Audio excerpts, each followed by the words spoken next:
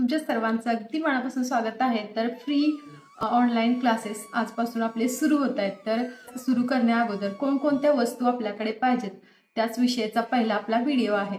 आता नुकताच तुम्ही शिवण क्लास शिकायला लागलाय आणि तुम्हाला शिवण क्लासमधलं काहीच माहीत नाही, तर त्या बिगिनर्ससाठी म्हणजे नवीनच शिवण क्लास सुरू करतायत त्यांच्या सर्वांसाठी हा व्हिडिओ खूप हेल्पफुल ठरणार आहे।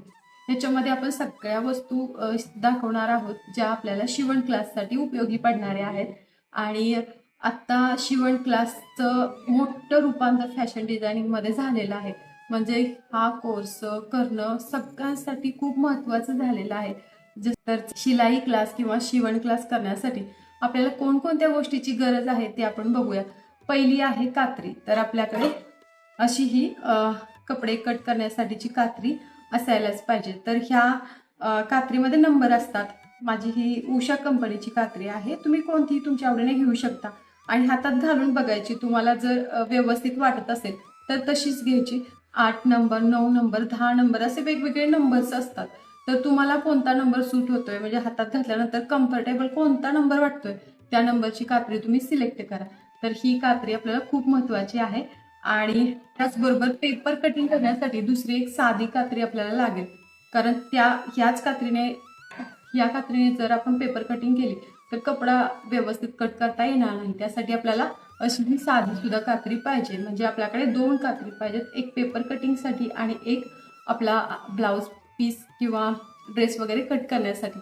अशा 2 कात्री आपल्याकडे पाहिजेत। तर हे झालं पाहिजे टेप। तर मेजरमेंट करण्यासाठी आपल्याला हा टेप लागतो आणि हे जे व्हाईट कलरचे नंबर्स आहेत त्याला आपण ह्या बाजूनेच आपण मापे टाकून घेत असतो। तर ह्याला इंच असं म्हणतात। व्हाईट कलरचा जो नंबर असतो त्याला इंच म्हणतात आणि इकडचे जे नंबर असतात त्याला आपण सेंटीमीटर असं म्हणतो। तर ह्याचाही डिटेल व्हिडिओ पुढे येणारच आहे। म्हणजे उद्याच मी मेजरमेंट कसं घ्यायचं, काय कशाला काय म्हणायचं, पाव कशाला म्हणतात, सव्वा कशाला म्हणतात, अर्धा इंच कशाला म्हणतात, हे सगळं मी तुमच्याबरोबर पुढे शेअर करणार आहे। म्हणजे नेक्स्ट व्हिडिओ आपला तोच असणार आहे। तर थ्रेड लागेल म्हणजे दोऱ्याचा बॉक्स, म्हणजे दोरा लागेल। तर असा हा बॉक्स जर तुम्ही घेतला तर एकदम इझी होऊन जाईल। वेगवेगळे कलर्स असतात आणि कोणताही कलर आपल्याला पाहिजे असेल तर आपण घेऊ शकतो। फक्त 150 रुपयामध्ये मी हा ऑनलाईनवरून घेतलेला आहे। 200 रुपयेपर्यंत हा येतो। मग असा हा एखादा बॉक्स किंवा 2-3 थ्रेड जरी तुम्ही तुमच्याकडे ठेवले तरी चालेल, पहिल्यांदा नवीन असतात त्यावेळेस। तर हे मस्त आहे। मला वाटतं बॉक्स तुम्ही घ्या, म्हणजे वेगवेगळे कलर्स त्याच्यामध्ये येतात। कोणताही कलर पाहिजे असेल तर आपण लगेच घेऊ शकतो आणि आपले पैसे सुद्धा वाचतात ह्यामुळे, कारण आपल्याला एकदम कमी पैशामध्ये हा एक थ्रेड बसतो। असा विकत घ्यायला गेलं तर 4 किंवा 5 रुपयाला एक थ्रेड असतो। हुक तर चांगल्या क्वालिटीचे हुक आपल्याला घ्यायला पाहिजेत। ब्लाउज तर मी नेहमी असे हे गोल्डन कलरचे हुक घेते। तर तुम्हाला किती पॅकेट पाहिजे तसं तुम्ही घेऊ शकता। नवीन असाल त्यावेळेस फक्त एक पॅकेट घेतलं तरी चालेल। तर हे आपल्याला हुक लागतातच। आणि पेपर कॅनव्हास, तर हे 2 आहेत। एक आहे कॅनव्हास पेपर आणि हा आहे पेपर कॅनव्हास। तर कॅनव्हास पेपर आपल्याला कॉलरसाठी लागतो आणि हा आपण कॉलरसाठी वापरतो। बॉटम तयार करताना बॉटममध्ये सुद्धा लावतो, म्हणजे ज्यावेळेस आपण ड्रेसची बॉटम तयार करतो त्यावेळेस हा आपण लावत असतो। तर हा जाड असतो त्यामुळे कॉलर वगैरे करता येते। तर त्याचा वापर असा होतो। आणि हा आहे पेपर कॅनव्हास। तर वेगवेगळ्या प्रकारची गळ्याची डिझाईन जर आपल्याला बनवायची असेल तर आपण हा पेपर कॅनव्हास वापरत असतो। हा ट्रान्सपरंट असतो, एका बाजूने शाईन असते आणि इस्त्री केल्यानंतर हा कपड्याला चिटकतो, त्यामुळे प्रॉपर त्याचा शेप येतो। तर हा आहे पेपर कॅनव्हास। तर हा पण आपल्याकडे असायलाच पाहिजे।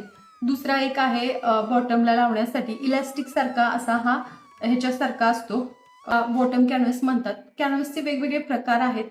तर हे 2 असले तरी बास होईल आपल्याला। आणि नंतर आपल्याला इलास्टिक लागेल, ही पण आपल्याला बॉटमसाठीच लागते। तर अशी ही तुम्ही एकदम ऑनलाईनवरून घेऊ शकताय।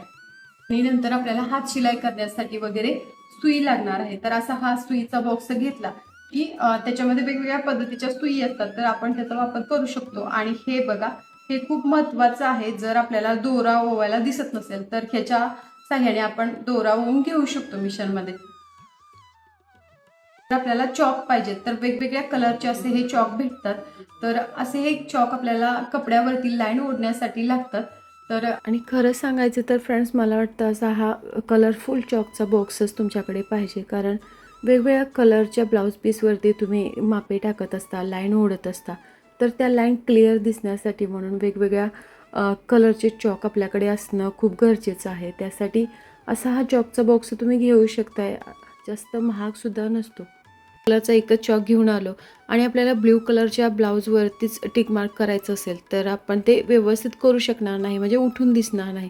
त्यासाठी असा हा कलरचाच बॉक्स घ्यायचा आणि पहिल्यांदा आपण शिकताना जो ब्लॅकबोर्डचा चॉक असतो त्याचा वापर अजिबात करायचा नाही. कपड्यासाठी हे वेगळे स्पेशल चॉक असतात, त्याचाच वापर करायचा. ह्याने व्यवस्थित आपण लाईन वगैरे ओढू शकतो. तर डायग्राम ओढण्यासाठी किंवा आकृती ओढण्यासाठी कॅच पेन, पेन्सिल किंवा मार्कर याचा वापर आपण करतो. आणि पेपर कटिंग करताना तुम्ही मार्करचा वापर केला तर बरं होईल. म्हणजे डार्क लाईन असते आणि पेपरमध्ये सगळीकडे न्यूज वगैरे असं लिहिलेलं असतं, त्यामुळे आपल्याला पटकन ते दिसून येत नाही. मार्कर वापरला तर ते इझी होऊन जाईल. त्यासाठी तुम्ही मार्करचा वापर करा. तर तुम्ही न्यूजपेपर घेऊ शकता किंवा चार्ट पेपर ही घेऊ शकताय. तर हे बघा, असा हा चार्ट पेपर ही घेऊ शकताय. पहिल्यांदा तुम्ही नवीन असता त्यावेळेस न्यूजपेपरचाच वापर करा. असे हे न्यूजपेपर घेतलं तरी चालेल. तुम्ही पहिल्यांदा भरपूर प्रॅक्टिस करा आणि नंतर परफेक्ट तुम्ही शिकला शेप कसा द्यायचा, मापे कशी टाकायची. परफेक्ट शिकल्यानंतर तुम्ही कपड्यावरती त्याचा वापर करू शकता. म्हणजे तेच पॅटर्न कपड्यावरती पसरून घेऊ शकता. ज्यावेळेस तुम्ही नवीन असतात त्यावेळेस अस्तरचाच वापर करायचा आहे. म्हणजे अस्तर किंवा हलका जो ब्लाऊज पीस असतो त्याचा वापर करून तुम्ही ब्लाऊज शिवायला शिका. तर हे खूप महत्त्वाचं आहे. आणि सगळ्या नोट्स वगैरे लिहून ठेवण्यासाठी आपल्याला शिवण क्लाससाठी स्पेशली अशी ही वही लागते. म्हणजे एक साईड कोरं आणि एक साईडला लिहिलेली अशी ही वही आपल्याकडे असायलाच पाहिजे. ह्या साईडला तुम्ही आकृत्या काढू शकताय, या साईडला सगळी माहिती लिहू शकताय. काय होतं की आता आपण मिशन क्लास केला तर आता आपल्या लक्षात राहतं, पण काही दिवसानं हे सगळं आपण विसरून जातो.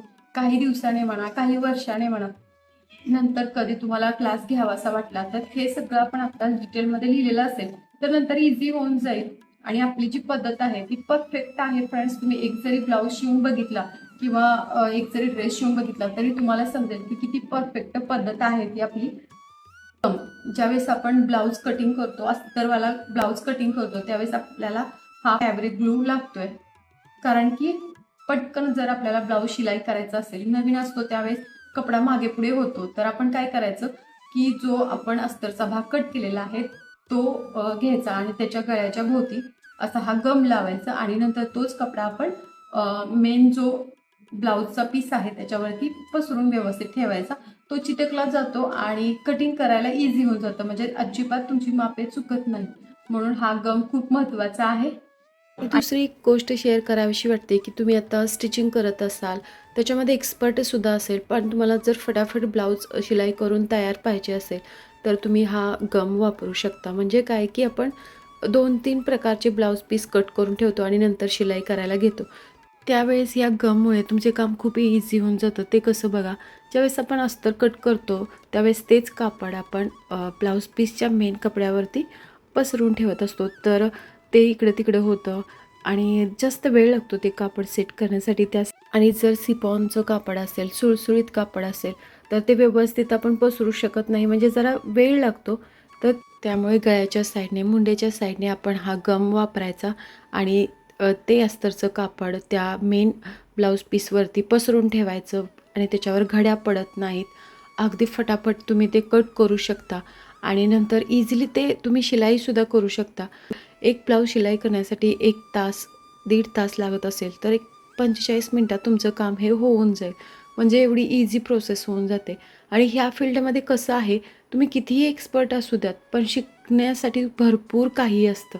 कितीही चांगल्या पद्धतीचे ब्लाऊज तुम्ही शिवत असाल तरीसुद्धा ह्या कोर्समध्ये तुम्हाला शिकण्यासाठी भरपूर काही असणार आहे. म्हणजे की प्रत्येकाची पद्धत वेगवेगळी असते, प्रत्येकाची मापे, फिटिंग कशी असते ते मेन असतं.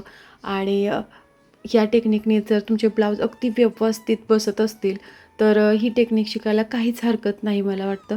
आणि आणि नंतर आपल्याला लागणार आहे टच बटन.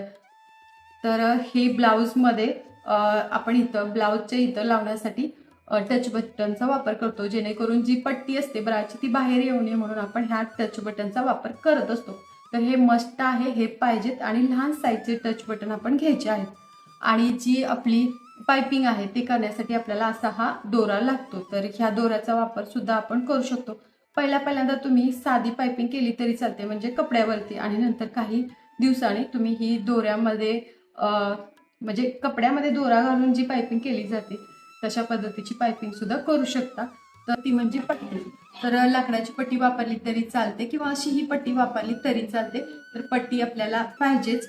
आणि त्याच्यानंतर आपल्याला लागणार आहेत हे बॉल पिना. ज्यावेळेस आपण कटिंग करतो त्यावेळेस तो कपडा व्यवस्थित राहावा त्यासाठी आपल्याला ही बॉल पिन वापरायची असते आणि याचा वापर आपण तेव्हा करत असतो. तर एवढ्या सगळ्या वस्तू आपल्याला शिवण क्लास सुरू करण्याच्या अगोदर आपल्याकडे असायला पाहिजेत. तर ह्या वस्तूंची गरज आहे आणि मेन म्हणजे मिशन पाहिजे. आता साधी मशीन असू द्या तुमच्याकडे, इलेक्ट्रिक मशीन असू द्या, कशीही असू द्या, पण मशीन आपल्याला पाहिजे. तर एवढ्या सगळ्या गोष्टी पहिल्यांदा आपण घ्यायच्या आणि नंतरच शिवण क्लासला सुरुवात करायची. तर मला बिझनेस म्हणून तुम्ही या कोर्सकडे बघत नसाल, बिझनेसच्या दृष्टीने बघत नसाल, तर स्वतःसाठी म्हणून सुद्धा तुम्ही ब्लाउज स्टिच करायला, ड्रेस शिलाई करायला शिकू शकताय. तर हे एकदम मस्त आहे आणि बिझनेसच्या दृष्टीने विचार केला तर अतिउत्तम आहे. घर बसल्या तुम्ही पाहिजे तेवढा पैसा कमवू शकताय. ते पण तुमच्या स्किलमुळे तुम्ही तो पैसा कमवू शकताय. आणि ह्या फील्डमध्ये पैसा भरपूर आहे, मेहनत सुद्धा खूप लागते आणि व्यवस्थित शिलाई करता येणं हे तेवढंच महत्त्वाचं आहे. शिवण क्लास खूप महत्त्वाचा आहे. जरी तुम्हाला टाईम नसेल तरी स्वतःसाठी म्हणून तरी हा कोर्स तुम्ही करायला पाहिजे असं मला वाटते. कारण की आत्ता आपले हे फ्री ऑनलाईन क्लासेस आहेत आणि सर्व मेजरमेंट किंवा ब्लाऊज शिलाई करण्याची पद्धत एकदम सोपी आहे. सोप्यातल्या सोप्या पद्धतीने आपण ब्लाऊज कसे शिलाई करणार आहोत ते दाखवणार आहे, कटिंग दाखवणार आहोत. जसं आपण समोरासमोर बसून त्याच पद्धतीने म्हणजे आपण पहिल्यांदा बघणार आहोत की पेपर कटिंग कशी करायची, नंतर आकृती कशी काढायची ते पण बघणार आहोत, मापे कशी घ्यायची, किती छाती असल्यानंतर किती मुंडा घ्यायला पाहिजे, किती शोल्डर घ्यायला पाहिजे, डीपमध्ये सगळी माहिती तुमच्याबरोबर मी शेअर करणार आहे. नंतर पॅटर्न काढल्यानंतर ते आपण ब्लाऊज पीसवरती कसे व्यवस्थित छापून घ्यायचे आहेत, शिलाई कशी स्टेप बाय स्टेप करायची आहे, बाही नक्की कशी कट करायची असते आणि कोणता पार्ट कुठे जोडायचा म्हणजे ब्लाऊज अजिबात चुकत नाही.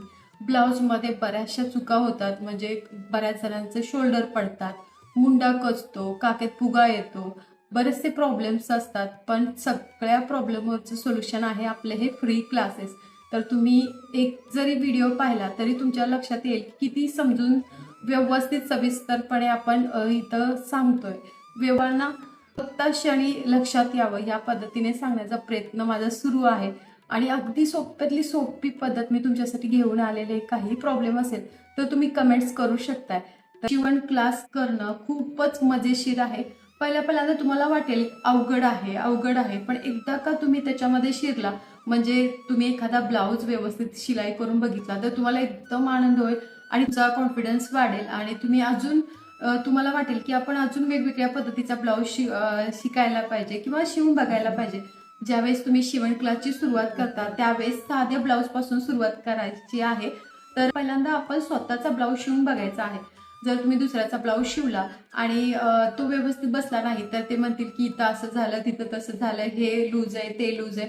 मग तुमचा पूर्ण आत्मविश्वास डगमगून जाईल. त्यासाठी काय करा की पहिल्यांदा स्वतःचे ब्लाऊज शिलाई करायला शिका आणि स्वतःला नंतर आपल्या चुका कळतील की काय केल्यानंतर काय होतंय, कसा ब्लाऊज व्यवस्थित बसेल, अशी फिटिंग करायला पाहिजे, अशी आपण शिलाई करायला पाहिजे. त्यासाठी स्वतःचे ब्लाऊज शिवायला शिका पहिल्यांदा आणि नंतर इतरांचे ब्लाऊज शिवायला शिका. तर शिवण क्लास हा खूप इंटरेस्टिंग आहे आणि वेगवेगळ्या पद्धतीचे ब्लाऊज जर तुम्ही शिवायला शिकला, शिलाई करायला शिकला तर तुम्ही सुद्धा वेगवेगळ्या पद्धतीचे फॅन्सी ब्लाऊज शिलाई करून घालू शकता. नेहमी आपण असं सारखंच वेगवेगळ्या पद्धतीचे ब्लाऊज शिलाई करण्यासाठी टाकू शकत नाही. तर स्वतः शिकला तर स्वतःसाठी तरी त्याचा फायदा होऊ शकतोय. तर आपले हे क्लासेस एकदम मस्त आराममध्ये घर बसून आपण म्हणजे घरी बसल्यानंतर आपण कसे क्लासेस घेतो त्या पद्धतीचे क्लासेस होणार आहेत. आणि तुम्हाला जर हा व्हिडिओ आवडला तर जास्तीत जास्त शेअर करा. आता आपल्या चॅनलवरती रोज व्हिडिओ येणार आहे. स्टेप बाय स्टेप आपण सगळं काही डिटेलमध्ये शिकून घेणार आहोत. काही तुम्हाला डाऊट असेल तर नक्की कमेंट्स करा. पहिल्यापासून शेवटपर्यंत व्हिडिओ बघितल्याबद्दल मनापासून धन्यवाद. Thank you for watching.